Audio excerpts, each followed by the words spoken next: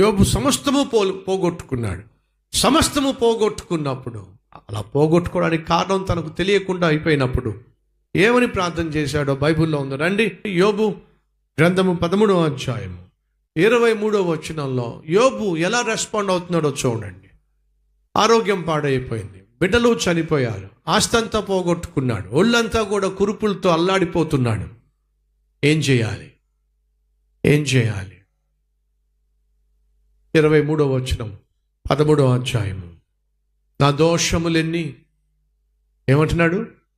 నా దోషములెన్ని, నా పాపములు ఎన్ని, నా అతిక్రమమును నా పాపమును నాకు తెలియచేయి. అది ప్రార్థన. తనకున్న సమస్తాన్ని కోల్పోయినప్పుడు యోబు ఎలా రెస్పాండ్ అయ్యాడో తెలుసా? ఎలా రియాక్ట్ అయ్యాడో తెలుసా? దేవుణ్ణి ప్రశ్నించలా, దేవుని మీద అలగలా, నీతిగా జీవిస్తుంటే, యథార్థంగా జీవిస్తుంటే, పరిశుద్ధంగా జీవిస్తుంటే ఇలా చేస్తావా నువ్వు? ప్రతిరోజు ఉదయమునే లేచి ప్రార్థన చేస్తూ ఉంటే, ప్రతిరోజు ఉదయమునే లేచి మా కుటుంబం చుట్టూ కంచి వేసుకుంటూ ఉంటే, ఉదయమునే లేచి దహన బలి అర్పిస్తూ ఉంటే నువ్వు ఇలా చేస్తావా నన్ను? నీలాంటి దేవుణ్ణి నేను ఎందుకు సేవించాలి, పూజించాలి, ఆరాధించాలి అన్నాడండి? లేదండి. ఒక్కొక్కడు వచ్చి నువ్వు అది కోల్పోయావు, నువ్వు ఇది కోల్పోయావు, నువ్వు అది కోల్పోయావు, ఆఖరికి పిల్లల్ని కూడా కోల్పోయావు అని చెప్పంటే యోబు తన తల గొరిగించుకొని గోనె సంచి కట్టుకొని బూడిదలోకి వచ్చి బహుగా ఏడ్చాడు. అలాంటి పరిస్థితిలో ఉన్నటువంటి యోబు చేసినట్టు తెలుసా మీకు? యెహోవా సన్నిధికి వచ్చి సాష్టాంగపడి ఎక్కడికి వచ్చాడు? ఫ్రెండ్స్కి ఫోన్ చేశాడా? బంధువులకి కబురు పెట్టాడా? లేదండి. మరి ఏం చేశాడు? మొదటి అధ్యాయము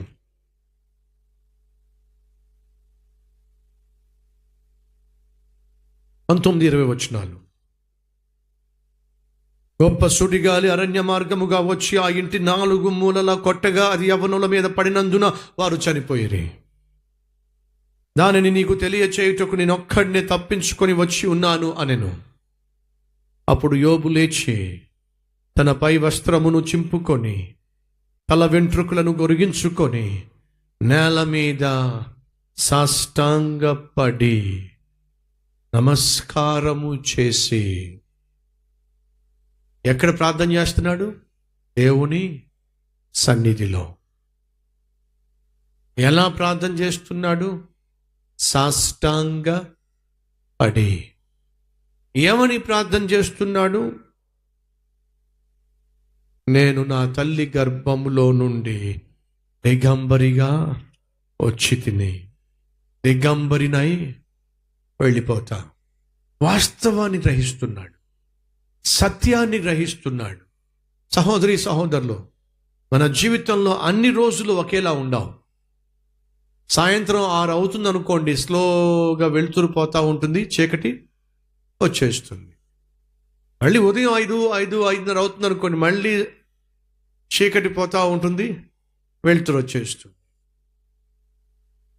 ఉదయం 6 గంటలకు వెళ్తురు ఒకలా ఉంటుంది, 7 గంటలకు ఎండ ఒకలా ఉంటుంది, 9 గంటలకు ఆ ఎండ తీవ్రత మారుతుంది, 12 గంటలకు మరొకలా ఉంటుంది, 2 గంటలకు ఇంకోలా ఉంటుంది, 4 గంటలకు వాతావరణం మారుతుంది. ప్రతి గడియ వాతావరణంలో మార్పును మనం చూస్తాం. వెలుతురులో మనం మార్పును చూస్తాం, వేడిలో మనం మార్పును చూస్తాం. ప్రియ సహోదరి సహోదరులు, దయచేసి వినండి. మన ఆత్మీయ యాత్రలో కూడా మార్పులు ఉంటాయి. ఆ మార్పులు గడియకు మార్పులు కనిపిస్తూ ఉంటాయి, దినదినము మార్పులు కనిపిస్తూ ఉంటాయి, వారం మన జీవితంలో మార్పులు వస్తూ ఉంటాయి. అలా మార్పులు వస్తున్నటువంటి సమయంలో నువ్వు ఆశించని, నువ్వు కోరుకోనటువంటి మార్పులు చోటు చేసుకున్నప్పుడు, నువ్వు ఊహించని, నువ్వు తలంచని మార్పులు నువ్వు చూడాల్సి వచ్చినప్పుడు ఏం చేయాలి? యోబు నేర్పిస్తున్నాడు ఏం చేయాలో. దేవుని దగ్గరికి వెళ్ళాలి. ఎందుకని? ఆయన దగ్గరకు వెళితేనే ఈ కష్టాల మధ్య, ఈ కన్నీటి లోయ మధ్య, ఈ బాధల మధ్య, ఈ వ్యాధి మధ్య, ఈ వేదన మధ్య, ఈ వ్యధల మధ్య నాకు సమాధానం కావాలన్నా, నెమ్మది కావాలన్నా, జవాబు రావాలన్నా ప్రపంచంలో ఎక్కడ మనకు దొరకదు. ఏం చేయాలి? తిన్నగా దేవుని దగ్గరికి వెళ్ళాలి. అదే చేశాడు యోబు. మనలో కొంతమంది కష్టం వస్తే, బాధ వస్తే, అపజయం వస్తే, మీరు అనుకోనిది ఏదైనా జరిగితే మనలో కొంతమంది ఏం చేస్తారో తెలుసా? తిన్నగా బార్కి వెళ్ళిపోతారు. ఎక్కడికి? తిన్నగా బార్ అండ్ రెస్టారెంట్కి. ఎందుకని? బాధ తగ్గించుకోవాలని అంతనా? తిన్నగా బార్కి వెళ్తే బాధ తగ్గిద్దంటారా? జేబు ఖాళీ చేయించుకోవాలని చాలామంది అనుకుంటున్నారు. కష్టం వచ్చినప్పుడు, బాధ వచ్చినప్పుడు బార్కి వెళ్తే బాగుంటుంది. మరి కొంతమంది పార్క్ వెళ్ళి కూర్చుంటే, అబ్బాయితో అమ్మాయితో కూర్చుంటే బాగుంటుంది. ఇంకొంతమంది ఆ బాధను మర్చిపోవడానికి ఫుల్గా తాగేద్దాం, లేదా ఫుల్గా తిరిగేద్దాం. ఇలా రకరకాల పాపిష్టి వాటి వైపు తిరుగుతున్నారు. కానీ నీకున్న బాధ, నీకున్న కష్టం తగ్గాలన్నా, తీరాలన్నా ఈ ప్రపంచానికి ఎక్కడా దొరకదు. ఒక్క నా ప్రభు అయిన యేసుక్రీస్తు యొక్క సన్నిధిలో తప్ప. చేయాల్సిందని తెలుసా? తిన్నగా దేవుని దగ్గరికి రావాలి. ఎక్కడ ప్రార్థన చేయాలి? దేవుని సన్నిధిలో ప్రార్థన చేయాలి. ఎలా ప్రార్థన చేయాలి? యోబు నేర్పిస్తున్నాడు ఎలా ప్రార్థన చేయాలి. ఎలా యోబు ప్రార్థన చేశాడు? సాష్టాంగపడే, మంచం మీద పడుకొని అని లేదండి. బిడ్డలను పోగొట్టుకున్నాడు. ఆ దుఃఖాన్ని ఎవరైనా తీర్చగలరా? ఆస్తి పోగొట్టుకున్నాడు, సమస్తము పోగొట్టుకున్నాడు. ఆ వేదన ఎవరైనా తీర్చగలరా? మనలో కొంతమంది ఉద్యోగం పోగొట్టుకున్నారేమో. ఆ బాధ ఏంటో నీకు బాగా తెలుసు.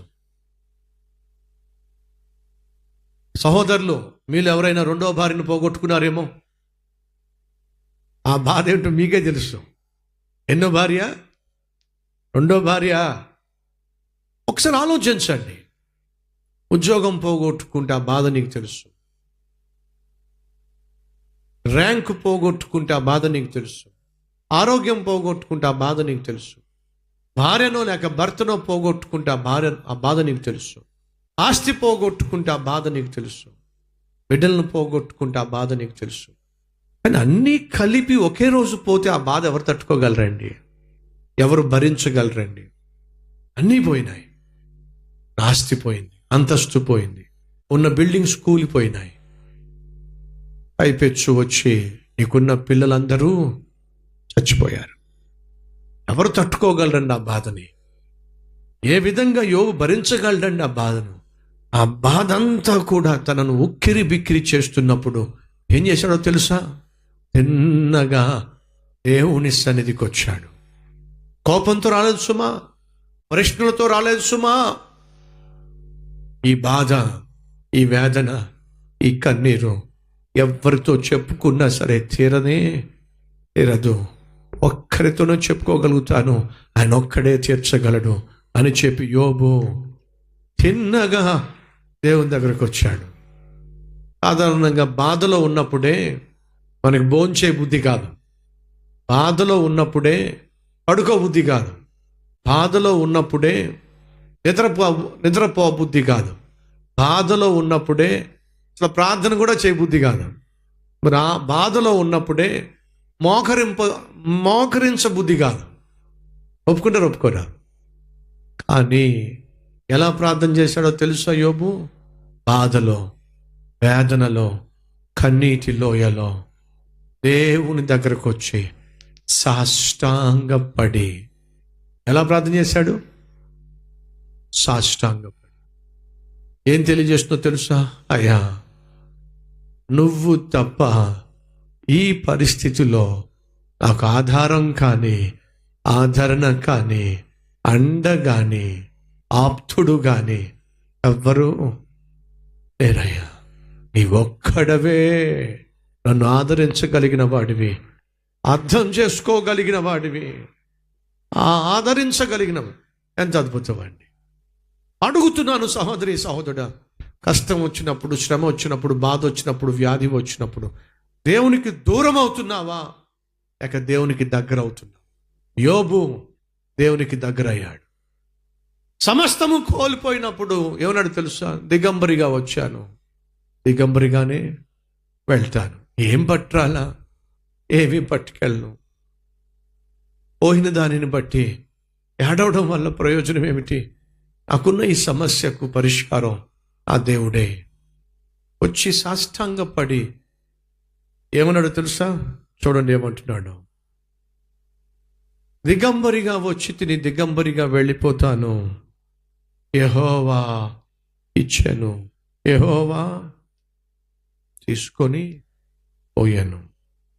కానీ ఇక్కడ వాస్తవంగా యెహోవా తీసుకెళ్ళిపోయాడు అంటారా? చెప్పాలి మీరు. యెహోవా తీసుకెళ్ళాడా? తీసుకెళ్ళాడు. ఎవరు తీసుకెళ్ళాడు? సాతాను గాడు తీసుకెళ్ళాడు.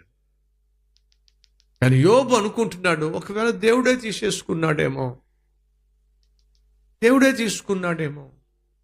దేవుడు ఇచ్చాడు, తీసుకోవడానికి హక్కు ఆయనకుంది, తీసుకున్నాడు. యెహోవా ఇచ్చాను, యెహోవా తీసుకున్నాడు.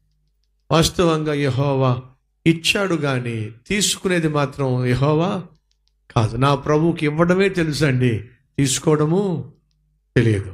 ఒకవేళ నువ్వు పోగొట్టుకుంటే తప్ప, ఒకవేళ నీ చేతులను నువ్వు జారవిడుచుకుంటే తప్ప. ఇక్కడ జరిగింది ఏమిటయ్యా అంటే, యోబు జీవితం పరీక్ష గుండా వెళుతున్నప్పుడు దేవుడు అనుమతినిచ్చాడు. ఎవరికి? సాతాను గారు అనుమతినిచ్చాడు. ఎస్, ఏమి తీసుకోవాలనుకుంటున్నావో నువ్వు తీసుకోవచ్చు, నీకు పర్మిషన్ ఇస్తున్నా. కానీ యోబు యొక్క ప్రాణము ముట్టడానికి వీల్లేదు. యోబు సాష్టాంగపడి దిగంబరిగా వచ్చాను, దిగంబరిగా వెళ్తాను, యెహోవా ఇచ్చాను, యెహోవా తీసుకుని వెళ్ళను. ఆ మాట చూడండి. యెహోవా నామమునకు స్తుతి కలుగునుగాక. సాధ్యమంటారా? ఆస్తి పోయింది, అంతస్తు పోయింది, తనకున్న సమస్తము పోయింది, బిడ్డలు కూడా చచ్చిపోయారు. అలాంటి సమయంలో దేవుని సన్నిధిలో సాష్టాంగపడి యెహోవా ఇచ్చాడు, యెహోవా తీసుకెళ్ళాడు. ఆయన నామమునకు స్తుతి కలుగును గాక. కష్టమైనా సరే, నాకు నష్టమైనా సరే, ఈ బాధ భరించటం నా వల్ల కాకపోయినా సరే, నా దేవునికి మాత్రము అవమానం రావడానికి వీల్లేదు. నా దేవునికి మాత్రము మహిమ రావాలి, నా దేవుని నామానికి ఘనత రావాలి, నా దేవుని యొక్క నామము స్తుతించబడాలి. సాధ్యమంటారా? సాధ్యమంటారా? ఒక సామాన్యుడు ఆ విధంగా ప్రార్థన చేయటం. తను ప్రార్థన చేశాడు. ఎక్కడ? దేవుని సన్నిధిలో. ఎలా? సాష్టాంగపడి. ఏ విధంగా? నా దేవుని నామానికి మహిమ రావాలి. కష్టం వచ్చినా పర్వాలా, శ్రమ వచ్చినా పర్వాలా, వ్యాధి వచ్చినా పర్వాలా, కానీ ఏమైనా సరే నా దేవుని నామం మాత్రం ఏం కావాలి? ఘనపరచబడాలి. ఆయన నామానికి అవమానము రాకూడదు. ఎంత అద్భుతమైనటువంటి ప్రార్థన అండి.